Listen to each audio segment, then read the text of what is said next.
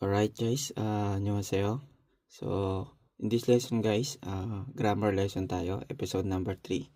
So, itong grammar lesson na to ay itong uun huwe.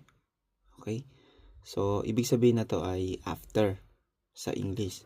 Sa Tagalog, pagkatapos. So, ito yung grammar pattern na pag-aaralan natin, after. So, ito ay kino-conjugate o ikinakabit sa verb or dongsa. Yung verb dongsa. So, example, conjugation. Ito yung mga example conjugation para alam natin siyang i-conjugate sa mga verb. Okay? So, yung kada ay kan, hue. Okay? So, yung kulay blue na yan guys, ganyan siya kung paano siya i-conjugate. Okay? So, yung Buddha ay bun hue. Sada, san hue. Mashida, mashin hue.